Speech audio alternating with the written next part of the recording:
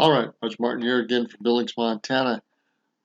I'm an advocate for education, business education for the family and individuals of this world, and investing as well, because business education and investing education will not only give you a chance to look outside of yourself and what's going on and what's really making money, increase your cash flows or your investments or your understanding of things outside yourself, which are financially connected, which are business connected, which are socially connected. Business education should be a requirement for everybody, but it's not. And it's one of the great weaknesses in our educational system. Having said that, investment should definitely be a priority when you're a lot younger. Stop here in the channel is, wait for it, index funds. And the reason I'm such a huge proponent of this, both for myself and almost everyone watching, is that it offers the ultimate diversification, the ultimate selection of almost anything you want, and some of the best returns out there. Now, for anyone who is not aware what an index fund is, it's pretty much a portfolio of certain investments that you could buy into, and then you own a small amount of all of them. For example, you could buy into the entire S&P 500, which covers the top 500 publicly traded stocks here in the United States, for the low price of $307.58. That way you could own a small fractional percentage of everything without you needing to go and buy each stock individually at its full price. And historically, an investment like this over the last 100 years has seen a return of about 7.5% annually, adjusted for inflation with dividends reinvested. Which I gotta say is pretty decent for something you just buy once and then hold on to forever without needing to lift a finger. This is the reason why Warren Buffett suggested that the majority of investors out there just keep 10% of their money in cash and the other 90% in a low-cost S&P 500 index fund like this one. His reasoning for this was that long-term index fund investing should see a higher return than just about any other broad investment out there, all for a fraction of the price. This is also something that I agree with, which, let's be real, like, who am I to ever disagree with the almighty Warren Buffett? So obviously I listened to his advice, and this is something I have personally invested in throughout the last 10 years. I keep it incredibly simple, just throw it in a mix of VT Sachs, VFIX, Vitabolix, and VTIX, which covers a wide variety of pretty much everything out there, and then after I do that, I do absolutely nothing. Of course though, just like with anything, there are pros and cons to this approach, and this is what they are, starting with the bad. At first, because this is not an actively managed investment, you're at the whims of the overall market, for better or for worse. That means that other more specific investments could end up making you way more money depending on how much work you're willing to put in. So doing this could limit your profits to a certain extent. The second, index fund investing is meant to be a long-term strategy, meaning that if you just want to get in and make money super fast, it's probably not recommended because the markets are way too volatile to ensure you're going to make a profit short term. So if you wanted to do something like this, I recommend you hold your investment for at least 10 years or longer. And the third downside is that there is no third downside. On the other hand though, index fund investing does have some pretty solid advantages for anyone who's willing to give it a shot. First, it's really easy to do and anyone can get this set up within minutes. Websites like Vanguard, Fidelity, or Charles Schwab all offer you extremely low cost or even free index funds that cost you nothing to buy and almost nothing to maintain. That's pretty much as free of an investment as you're going to see, so in terms of simplicity, this is the best. Second, it takes very little work to figure out where your money is going. Unlike picking individual stocks, trying to time your buy-in, and then figuring out the right time to sell, index funds take pretty much no work at all. All you got to do is buy it once, hold it for a really long time, and then comment down below when you get to this point in the video. And third, studies have shown that index funds actually generate a higher rate of return than hedge funds and the majority of individual investors. So from a money-making standpoint, index funds just seem like the clear winner. This is why I like them so much and why I recommend them for anyone who wants to take a really easy, passive approach with investing, who still wants a really good return, and who wants to do as little work as possible for their investments. This is really one of those investments that can make you money long-term while you just sit there relaxing, tanning on the beach, and watching my videos. And this is why I throw money into this as well, just so I can cash in on the markets moving up whenever they do. Second, we have another all-time favorite investment of mine, and at this point, this is pretty much where all my money goes, and that would be... I'm holding the name of 6 stocks. All right, let's get back. Real estate is one of the essential things, but you have to make it a cash flow purchase and be smart on it and have the money to do it. Here goes.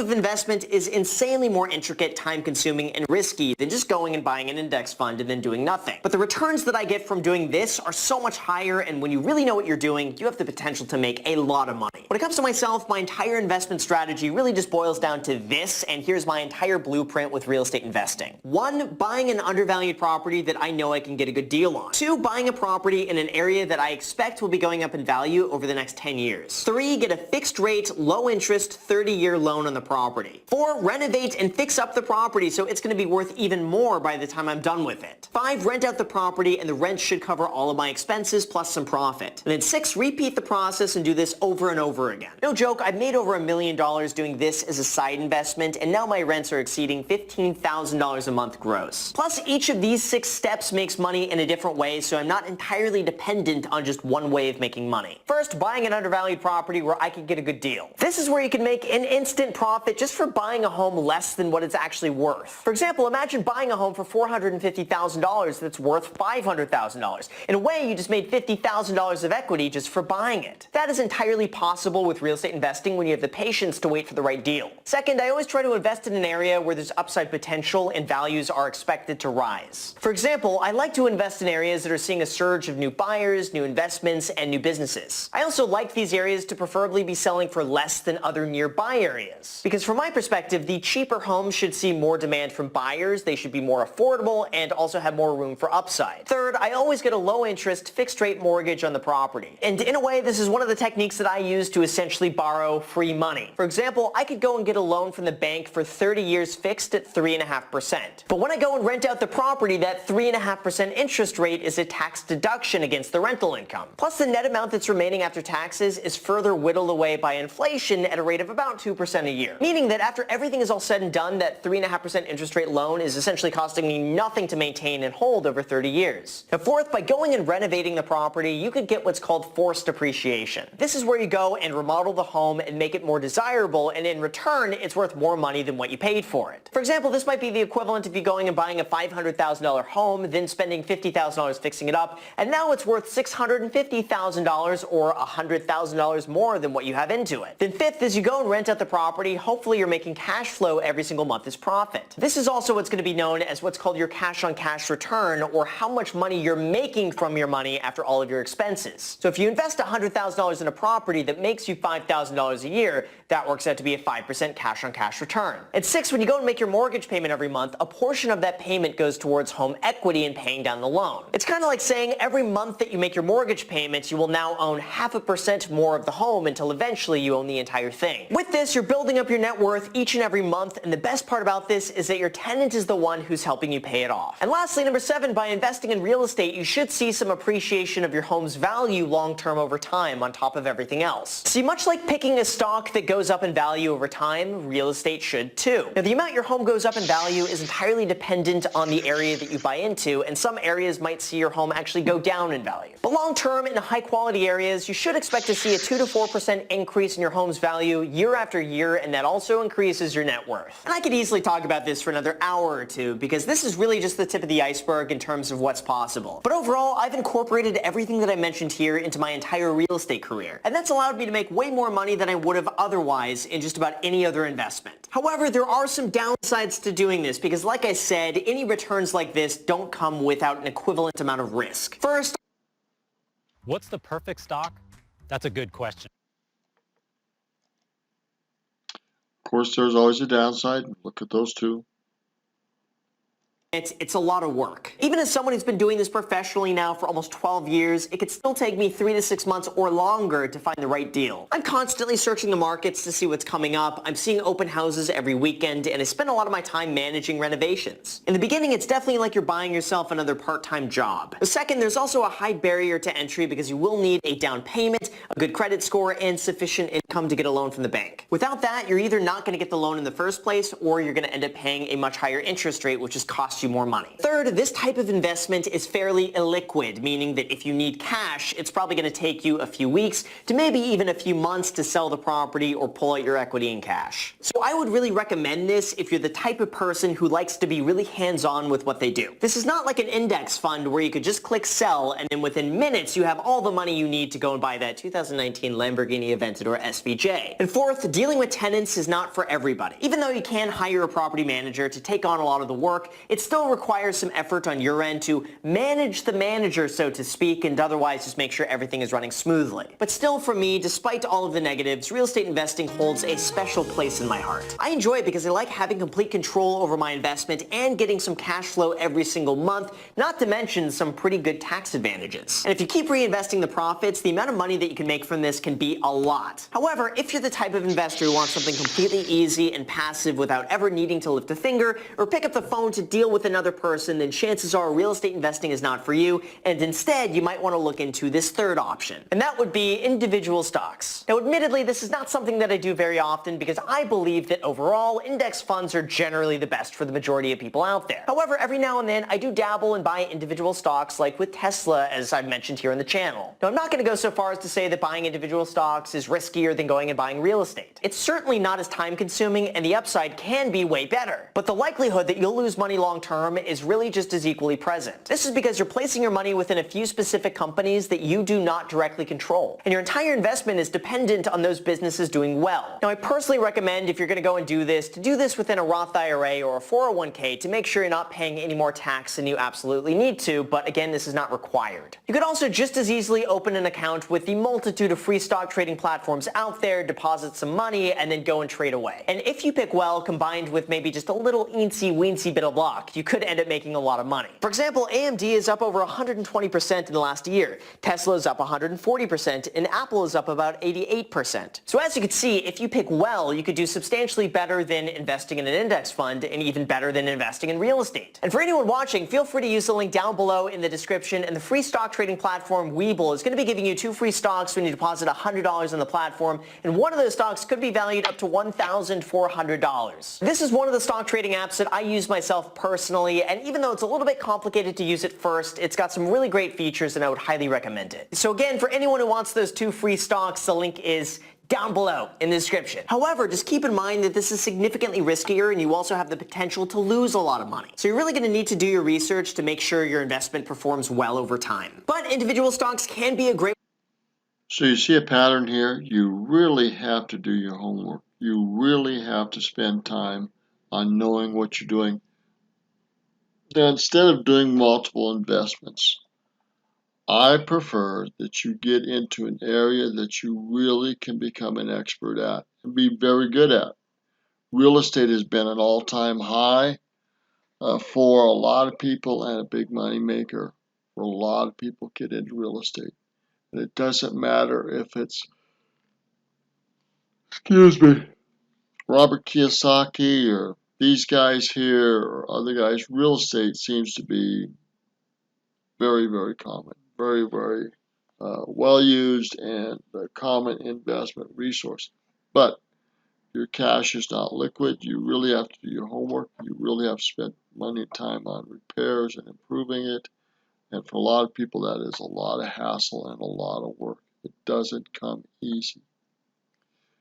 But again, I think you need to know what your emotional makeup is, what your financial resources are, and what you're willing to risk and lose. And what you're really willing to learn and do so you can mitigate, minimize the risk potential in whatever investment you want to get good at. Remember, the best people, they're going to win 8 out of 10 times or 7 out of 10 times. So that's still a good thing. But they've got to become an expert before they can get into that good of consistency.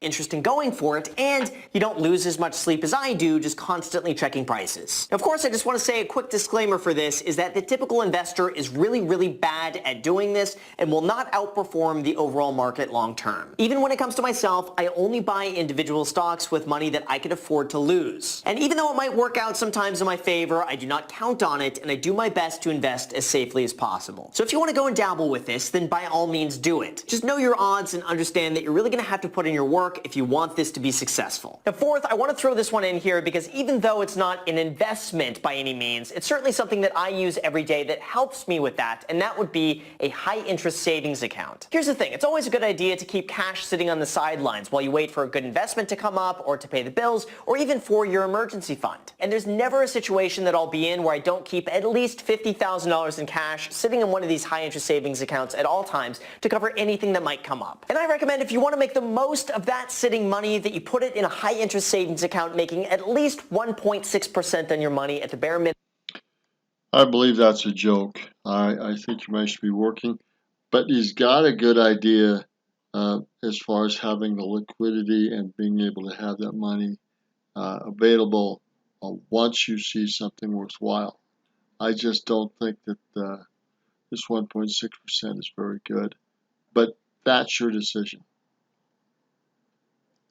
Minimum. I use banks like Ally Bank, Wealthfront, PNC Bank, and HSBC that all pay between 1.6 and 2% in interest. And even though it doesn't make a ton of money and it basically just keeps pace with inflation, it's still making money that would have otherwise just have been sitting there. And that way, by the time I actually go and use that money for an investment, at least it's made a little bit of money or at least not lost any to inflation. There is literally no point in you not doing this for any money that you have sitting right now in a bank account. So if you haven't done this already, I'll link to a few of my other videos down below in the description that go over the best high interest savings accounts that you can get right now. Lastly, I know this one might be kind of lame, but it's true. The fifth favorite investment for myself has always been in myself. This might be in the form of buying a book or going and traveling somewhere to meet someone I could really enjoy learning from. It could be an investment of time to go and get a new experience or broaden my perspectives or to see a new point of view. Not all investments have to be money related, and in terms of what will generate the best return, whatever you invest in yourself will usually get the best outcome. Like for myself right now, my time.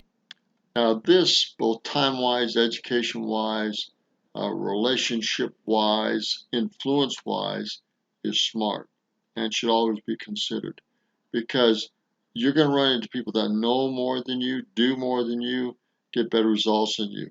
And you should be associating and working with those people because they will increase your productivity, your understanding, your experience, and your influence and your investments for good. Investments tend to be the best, and that does not cost any money. Use your time to go and learn a new skill. Use your time to go and volunteer for somebody you want to learn from. Or you could go and use your time to smash the like button for the YouTube algorithm if you have not done that already. For real though, just using your time and going out and networking with other people will often make you way more money than your investments ever will. I also consider it a smart idea to reinvest back into yourself in ways that just make you genuinely happy. For me, this could be a gym membership, or going and pursuing a hobby, or spending time with people I care about. That type of activity is going to make you feel so much better, and in return you're going to do better work and therefore end up making more money as a byproduct of that. Those types of investments are really going to help you, and if you're just about money, eventually you're going to lose sight of everything else, and everything else is going to suffer. So keep this one in check, continue broadening your horizons, and you're going to end up making more money at the very same time. And that, you guys, are my 5 favorite investments and how you could follow a similar path as well. Now, doing this. All right, we're going to end it here. Worthwhile to look at and think about.